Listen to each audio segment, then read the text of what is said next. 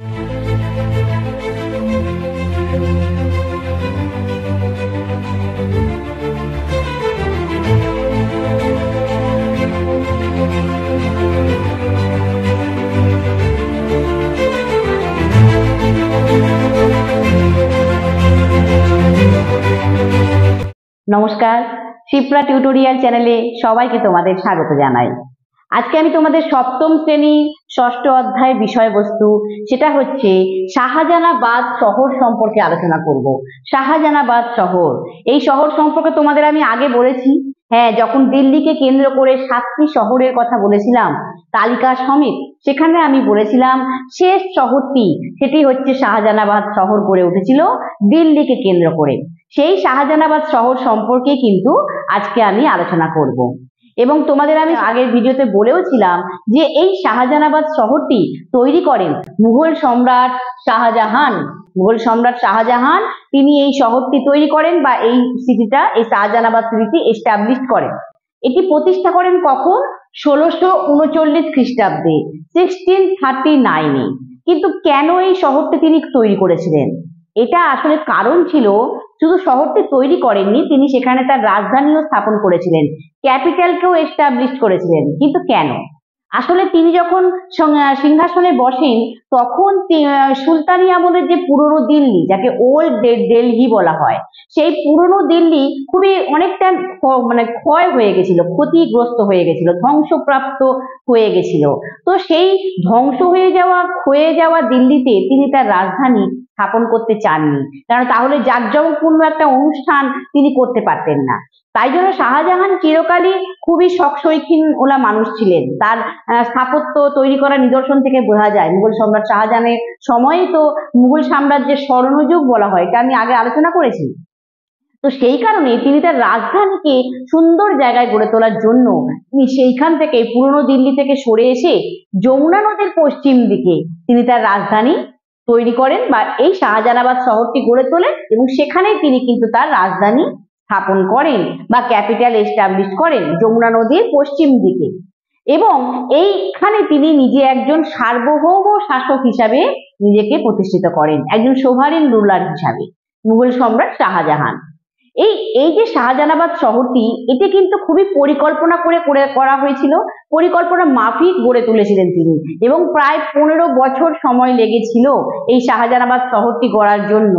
মানে 1639 খ্রিস্টাব্দে শুরু হয়েছে, মানে প্রতিষ্ঠিত হয়েছিল, কিন্তু এটা শেষ হতে হতে 1648 খ্রিস্টাব্দে পুরোপুরি কমপ্লিট হয়ে গেছে। 15 বছর ধরে, আরো আগে থেকে শুরু হয়েছিল এর কাজকর্ম, কিন্তু মূল প্রতিষ্ঠা কিন্তু 1639 খ্রিস্টাব্দে হয়ে যায়। 15 বছর ধরে প্রায় হয়েছিল, এবং এটা খুবই পরিকল্পনা মাফিক, মানে ওয়েল প্ল্যান ছিল।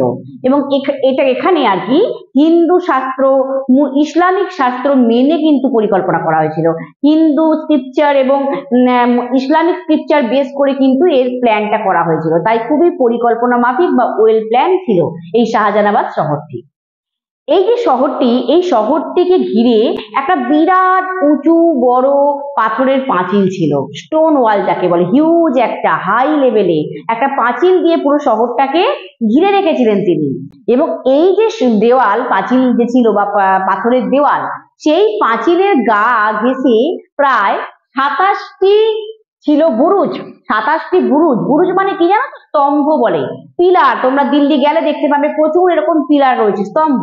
তো এই যে শাহজাহানাবাদ শহরটিকে ঘিরে একটা বড় পাঁচিল ছিল, তার গায়ে প্রায় 27টি বুরুজ বা 27 পিলার, যাকে স্তম্ভ বলে, ছিল। মানে এখনো সেটার অল্প অল্প নিদর্শন আছে। এবং আর ছিল 7টি বড় দরজা। এমনি ছোট বড় অনেকগুলো দরজা আছে, তার মধ্যে মূল 7খানা বড় দরজা আছে। সেই দরজাগুলো কিন্তু এখনো বর্তমান আছে এই শাহজাহানাবাদ শহরকে ঘিরে, যে পাঁচিলের গা ঘেঁষে এগুলো আছে। মানে 7টি বড় দরজা, এবং এখানে 27টি বুরুজ বা স্তম্ভ ছিল, যেটাকে তোমাদের বললাম। এবার এই যে শাহজাহানাবাদ শহর, সেটি কিন্তু এখানে জনবসতি কিন্তু খুবই মিশ্র প্রকৃতির গড়ে উঠেছিল, মানে মিক্সড নেচারের, বিভিন্ন জাতি, বিভিন্ন সম্প্রদায়ের মানুষ এখানে এসে বসবাস করত এই শাহজাহানাবাদ শহরে। এটা তো তোমাদের আমি আগে আলোচনাই করেছি যে দিল্লি শহরে মিশ্র জনবসতি গড়ে উঠেছিল। কেন? কারণ দিল্লি শহরটা একটা প্রাচীনকাল থেকেই বাণিজ্য কেন্দ্র ছিল, বিজনেস সেন্টার ছিল, বহু মানুষ এখানে ব্যবসা বাণিজ্য করতে আসতো এবং যুদ্ধের কারণে প্রচুরবার এখানে এই দিল্লিকে কেন্দ্র করে যুদ্ধ হয়েছিল, তার ফলেও প্রচুর মানুষ এখানে আশ্রয় নিয়েছিল। তাই মিশ্র জনবসতি গড়ে ওঠাটা খুব স্বাভাবিক। আর শাহজাহানাবাদ শহরেও কিন্তু মিশ্র জনবসতি, বিভিন্ন সম্প্রদায়ের মানুষজন এখানে থাকতো। আর এখানে যারা উচ্চপদস্থ আমির বা হাই পোস্টের যারা আমির ছিল এবং যারা রাজ পরিবারে থাকতো বা রাজপুত্র যাদেরকে বলা হয় প্রিন্স, তারা কিন্তু সুন্দর বাগান বাড়িতে থাকতো, যাকে বলে ভিলা বা গার্ডেন হাউস যেটাকে বলে, সেই রকম বাড়িতে থাকতো। আর ধনী মার্চেন্ট যারা আর কি একটু ধনী বা বণিক আর কি, বণিক শ্রেণী যারা ব্যবসা বাণিজ্য করতো, যাদেরকে বলা হয় রিচ মার্চেন্ট, এই ধনী বণিক বা রিচ মার্চেন্ট এরা থাকতো কিভাবে? এরা টালি দিয়ে, ইট পাথর দিয়ে বাড়ি তৈরি করে থাকতো। আর আর কি সাধারণ ব্যবসায়ী যারা আর কি ছোটখাটো ব্যবসা করতো, বিজনেস করতো, তারা কি করতো? নিজেদের দোকানের ওপরেই ঘর বানিয়ে থাকতো। দিল্লিতে এখনো এরকম তোমরা গেলে অনেক এরকম ধরনের ঘর দেখতে পাবে এবং দোকানের ওপরে থাকে ঘর আছে বা দোকানের পেছনে ঘর করে তারা থাকতো, বা এখনো বর্তমানে ব্যবসায়ীরা কিন্তু এভাবেই থাকে। আর আর ছিল সুন্দর সুন্দর বাংলো বাড়ি। আর এই যে উঁচু উঁচু রাজপ্রাসাদের মতো বাড়িগুলি, সুন্দর যে বাড়িগুলি ছিল বা আছে এখনো, সেগুলিকে বলা হয় হাভেলি বা হাভেলি বলতো। তখনকার সময় বলা হতো হাভেলি। এই শাহজাহানাবাদ শহরে উঁচু উঁচু সুন্দর সুন্দর প্রাসাদতম বাড়ি, সেগুলিকে বলা হয় হাভেলি। এই হাভেলি বা ম্যানসন বলা হয়। আর তার থেকে নিচু স্তরে যে বাড়িগুলি ছিল, আরেকটু ছোট যে বাড়িগুলি, তাকে বলা হতো মকান বা কোঠি, যেগুলো হাউস বলি আমরা, বিল্ডিং বা হাউস, এগুলোকে বলা হচ্ছে মকান বা কোঠি। আর বাংলো বাড়ি তো ছিলই, আর ছিল ছোট ছোট বাড়ি যেগুলোকে বলা হতো কোঠরি, ছোট ছোট বাড়ি, সেগুলোকে স্মল হাউস বা কোঠরি বলা হতো। এছাড়া এই যে রাজপ্রাসাদতম বাড়িগুলির পাশে পাশে কিন্তু সুন্দর মাটি আর খড় দিয়ে কুঁড়ে ঘর বানানো হতো। কুঁড়ে ঘর মানে স্ট্র দিয়ে এবং মাঠ দিয়ে হাট বানানো হতো শাহজাহানাবাদ শহরে। এবং সেই কুঁড়ে ঘরে কারা থাকতো? সৈনিকরা থাকতো, যারা যুদ্ধ করতো, সম্রাটদের সাহায্য করতো, সেই সৈনিকরা থাকতো। তার সঙ্গে দাস দাসীরা থাকতো, অনেক সার্ভেন্টরা থাকতো এবং কারিগরেরা, গরিব কারিগরেরা, মেকানিকেরা, তারা কিন্তু এই কুঁড়ে ঘরগুলিতে থাকতো। তবে এই শাহজাহানাবাদ শহরে কিন্তু কোনো ভেদাভেদ ছিল না। একই মহল্লা বা একই ওয়ার্ডের মধ্যে সমস্ত সম্প্রদায়ের মানুষ একসঙ্গে থাকতো। মানে উচ্চপদস্থ আমির যেখানে প্রাসাদতম বাড়িতে থাকতো, আবার তার পাশে কুঁড়ে ঘর বানিয়ে গরিব কারিগরেরাও থাকতো। একসঙ্গে একটা মহল্লা, একটা ওয়ার্ডের মধ্যে সবাই মিলে মিশে থাকতো। কিন্তু এটা একটা খুব বড় একটা বৈশিষ্ট্য ছিল এই শাহজাহানাবাদ শহরে। আর যেহেতু বিভিন্ন, আর এই শহরে মানে মূল দুটি রাজপথ ছিল, মানে হাইওয়ে যাকে বলে বা মেন রোড, যেটা তোমাদের এখনকার দিনে যে হাইওয়ে আমাদের আছে, সেই রকম ওই শাহজাহানাবাদ শহরেও কিন্তু দুটি রাজপথ ছিল বা হাইওয়ে ছিল এবং সেগুলিকে বলা হতো বাজার। কেন? কারণ এই রাজপথগুলির দুপাশে প্রচুর দোকান ছিল, তার জন্য এগুলিকে বাজার নাম দেওয়া হয় এই শাহজাহানাবাদ শহরকে ঘিরে রাজপথগুলিকে। আর এই শহরে যেহেতু আমি বললাম মিশ্র জনবসতি ছিল, বিভিন্ন সম্প্রদায়ের মানুষ একসঙ্গে থাকতো, তার জন্য তারা কিন্তু উৎসব পালন করতো, কিন্তু জাত ধর্ম নির্বিশেষে সবাই মিলে একসঙ্গে। যেমন ধরো যখন দিওয়ালি পালন করছে বা সেলিব্রেট করছে ফেস্টিভ্যাল, তখন তারা কি করতো? তখনকার বিখ্যাত দিল্লির সুফি সাধক নাসিরউদ্দিন চিরাগি দিল্লি বলে দরগা, নাসিরউদ্দিন সুফি সাধকের নাসিরউদ্দিনের দরগা মানে কি? যেটা হচ্ছে কোনো বিখ্যাত ব্যক্তি মারা গেলে তার সমাধিস্থলকে, মুসলিমদের সুফি সাধকদের মারা গেলে তাদের সমাধিস্থলকে বলা হয় দরগা, বা তাকে বলা হয় মাজারও বলা হয় বা সিরিনও বলা হয়। সেরকমই এই দরগা হচ্ছে চিরাগি দিল্লি, যাকে বলা হয় দিল্লির প্রদীপ। এই দরগাতে কিন্তু সব হিন্দু মুসলমান সবাই মিলে একসঙ্গে মোমবাতি জ্বালাতো দিওয়ালির সময়। আবার মহরমের সময়ও কিন্তু তারা একসঙ্গে হিন্দু মুসলমান সবাই একসঙ্গে উৎসব মহরম পালন করত। এইভাবে তারা কিন্তু শাহজাহানাবাদ শহরে জাত ধর্ম নির্বিশেষে সবাই মিলে একসঙ্গে থাকতো। এটা কিন্তু খুব একটা ভালো দিক ছিল শাহজাহানের এই শাহজাহানাবাদ শহরে। এবং এই শহরটি যেহেতু এত পরিকল্পনা করে করা হয়েছিল, তাই এটা কিন্তু দীর্ঘস্থায়ী হয়েছিল, অনেক দিন কিন্তু স্থায়িত্ব ছিল, লংজিভিটি ছিল। এবং এখনো কিন্তু তার এই শাহজাহানাবাদ শহরের নিদর্শন দিল্লিতে এখনো আছে। কিন্তু তোমরা দিল্লি গেলে এই শহরের নিদর্শন তোমরা বিভিন্ন জায়গায় দেখতে পাবে। এই হচ্ছে শাহজাহানাবাদ শহর। এবং এই শাহজাহানাবাদ শহরের প্রধান দুটি স্থাপত্য বা মেন দুটো আর্কিটেকচার, সেটা কি? সেটা হচ্ছে লাল কেল্লা এবং জামা মসজিদ। লাল কেল্লা, বিখ্যাত সেই লাল কেল্লা এবং জামা মসজিদ, এই দুটো হচ্ছে এই শাহজাহানাবাদ শহরের প্রধান স্থাপত্য বা মেন আর্কিটেকচার, এই শহরকে ঘিরে গড়ে উঠেছে। তো এই লাল কেল্লা সম্পর্কে এবার তোমাদের আমি বলবো। লাল কেল্লা, অনেকেই দিল্লিতে গিয়ে লাল কেল্লা দেখেছো, আর যারা দেখোনি তারা দিল্লিতে গিয়ে অবশ্যই দেখো। এই লাল কেল্লা হলো দিল্লির লাল কেল্লা, এটা হলো ভারতবর্ষের একটি ঐতিহ্যবাহী স্থান, মানে একটা কি বলবো ট্র্যাডিশনাল প্লেস, একটা ঐতিহাসিক দুর্গ। কেল্লা মানে তো দুর্গ, তো ঐতিহাসিক দুর্গ, হিস্টোরিক্যাল ফোর্ট। এবং এটা তৈরি হয়েছিল 1638 খ্রিস্টাব্দে তৈরি হওয়া শুরু হয়েছিল, শেষ হয়েছিল 1648 খ্রিস্টাব্দে। প্রায় 10 বছর ধরে, 1638 থেকে 1648, প্রায় 10 বছর ধরে এইখানে এই কেল্লাটি তৈরি হয়েছিল। এবং এটি কিন্তু আগ্রার যে কেল্লা, তোমরা যদি আগ্রা গিয়েছো, আগ্রা কেল্লা দেখেছো, তারা জানো যে আগ্রার কেল্লা থেকে এই লাল কেল্লা কিন্তু আয়তনে পুরো দ্বিগুণ, মানে ডবল এরিয়া বেসিসে রেড ফোর্ট এই আগ্রা ফোর্টের থেকে কিন্তু ডবল এরিয়া বেসিসে। এবং এই লাল কেল্লা কেন, এর নাম লাল কেল্লা কেন হয়েছে?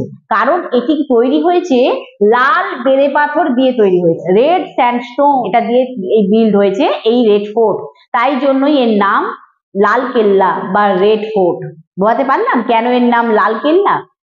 এবার এই যে লাল কেল্লা, বিশাল বড় দুর্গ, এই লাল কেল্লাটি যে ঘিরে, এই দুর্গের মধ্যে কি আছে? এই দুর্গের মধ্যে রয়েছে 21টি বুরুজ। শাহজাহানাবাদ শহরের পাঁচিলে ছিল 27টি বুরুজ, আর এই লাল কেল্লা দুর্গের মধ্যে আছে 21টি বুরুজ। বুরুজ মানে স্তম্ভ বা পিলার, 21টি ছিল, আছে। আর 4টি বড় দরজা এবং 2টি ছোট দরজা, বড় বড় 4খানা দরজা আছে আর 2খানা ছোট ছোট দরজা আছে। এটা এখনো বর্তমান আছে এই লাল কেল্লায়। আর এই যে লাল কেল্লা, তার একটা দিকে মানে তখনকার সময় থাকতো রাজ পরিবারের যারা বাসস্থান ছিল, মানে যারা রয়্যাল ফ্যামিলির মেম্বার ছিল, এই শাহজাহানের রাজ পরিবারের যারা থাকতো তারা সবাই কিন্তু সেইখানে থাকতো। আর অন্যদিকে ছিল বিভিন্ন দপ্তর, মানে যেটাকে অফিস বলা হয়, এটা লাল কেল্লায় ছিল।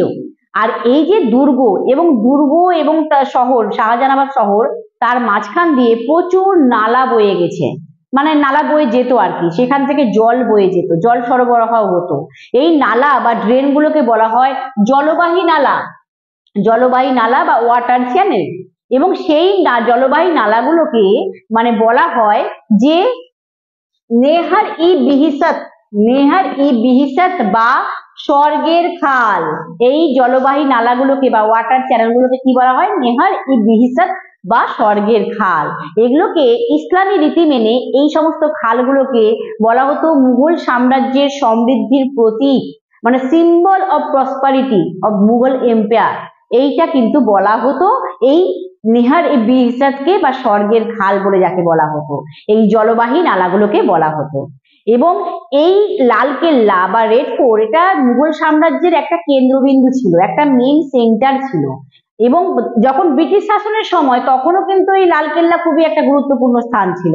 ব্রিটিশরা যখন রুল করতো মুঘলদের পরে, তখনও কিন্তু একটা ইম্পর্টেন্ট প্লেস ছিল এই রেড ফোর্ট। আর বর্তমান ভারতবর্ষেও কিন্তু লাল কেল্লা একটি খুবই গুরুত্বপূর্ণ একটা স্থান, একটা ইম্পর্টেন্ট প্লেস। কেন? প্রতি বছর স্বাধীনতা দিবসে আমাদের দেশের প্রধানমন্ত্রী তিনি কিন্তু ওই লাল কেল্লাতেই জাতীয় পতাকা উত্তোলন করেন, ফ্ল্যাগ হোস্টিং করেন, আমাদের ন্যাশনাল ফ্ল্যাগ হোস্টিং করেন এই রেড ফোর্টে। বোঝাতে পারলাম কেন এই স্থানটি এতটা গুরুত্বপূর্ণ? আজও লাল কেল্লা কিন্তু ভারতবর্ষের কাছে খুবই একটি ঐতিহ্যবাহী স্থান, ঐতিহাসিক স্থান এবং গুরুত্বপূর্ণ স্থান। তাই দিল্লিতে গেলে তোমরা অবশ্যই লাল কেল্লা দেখো, লাল কেল্লা দেখতেও ভালো লাগবে, আর একটা তোমরা হিস্টোরিক্যাল ফিল পাবে, ঐতিহাসিক একটা মানে তোমাদের অনুভূতি হবে যে এই লাল কেল্লাটা ঘিরে কত ইতিহাস আছে। তো এই হলো লাল কেল্লা, যেটি শাহজাহানাবাদ শহরের একটা প্রধান স্থাপত্য বা মেন আর্কিটেকচার। এবং আরেকটা তো জামা মসজিদ বললাম, সেটাও খুব ভালো, বিখ্যাত একটি মসজিদ। আরেকটি বিষয় বলবো, আরেকটি জায়গার কথা বলবো, দিল্লির বিখ্যাত একটি জায়গা যেটার নাম তোমরা খুব শুনেছো, সেটি হলো চাঁদনি চক। চাঁদনি চকের নাম তোমরা খুব শুনেছো, চাঁদনি চক নিয়ে খুব সিনেমাও হয়েছে, চাঁদনি চক টু চায়না সিনেমাটির নাম শুনেছো নিশ্চয়ই। সেই দিল্লির বিখ্যাত এবং প্রাচীনতম বাজার হলো এই চাঁদনি চক, একটা ওল্ড মার্কেট, যে বাজারে সব রকমের জিনিসপত্র বিক্রি করা হয়। যেমন কাপড়, গয়না, তারপরে মশলাপাতি বা অন্যান্য আরো অনেক রকমের দ্রব্য এই বাজারে বিক্রি হয়। মানে অর্নামেন্টস, ক্লথ বা স্পাইসেস বা আদার আইটেম, বিভিন্ন রকম আইটেম এই মার্কেটে কিন্তু সেল হয়। এটা চাঁদনী চক। এই চাঁদনী চক বা এই বাজারটি তৈরি করেছিলেন কে? এটি তৈরি করেছিলেন মুঘল সম্রাট শাহজাহান। কার জন্য? এটি তৈরি করেছিলেন মুঘল সম্রাট শাহজাহান এবং এর প্ল্যান বা নকশা তৈরি করেছিলেন শাহজাহানের মেয়ে জাহানারা বেগম। তিনি কিন্তু নকশা তৈরি করেছিলেন এই বাজার বা চকটি। এবং মুঘল সম্রাট শাহজাহান লালকেল্লা থেকে এই চকটি বেগম জাহানারা বেগমের যে চক যেটাকে বলা হচ্ছে এই বাজারটি পর্যন্ত যে জায়গা সেই জায়গার মধ্যে উত্তর দিকে শাহজাহান তার মেয়ের জন্য তৈরি করে দিয়েছিলেন একটি বাগান। হ্যাঁ, একটা বাগান তৈরি করে দিয়েছিলেন, একটা সরাইখানা তৈরি করে দিয়েছিলেন, মানে একটা ইন। সরাইখানা মানে তোমরা জানো ইন বলে, এবং বাগান মানে যেখানে পথিকরা এসে বসবাস করতে পারে, মানুষজন থাকতে পারে, সে রাস্তাঘাটে যারা চলাফেরা করে সেই সরাইখানা সেটা তৈরি করে দিয়েছিলেন এবং একটা বাগান তৈরি করেছিলেন তার মেয়ের জন্য। আর দক্ষিণ দিকে তৈরি করে দিয়েছিলেন স্নানাগার, যাকে বলে বাথ হাউস।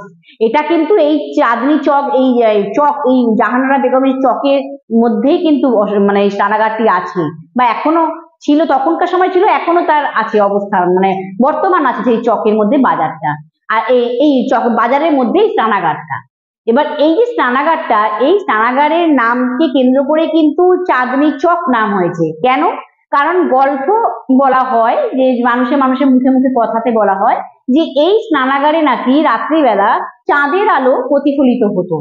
চাঁদের আলো যখন মুনলাইট রিফ্লেক্ট হতো বা চাঁদের আলো প্রতিফলিত হতো, তার ফলে একটা এই জলের মধ্যে, স্নানাগারে যে জল ছিল তার মধ্যে ঝিকমিক ঝিকমিক করতো, শাইনিং দিত, রিফ্লেকশন হতো মুনলাইটের আলোতে, এবং এই যে আলোর প্রতিফলন ঘটে একটা সুন্দর দৃশ্য তৈরি করতো।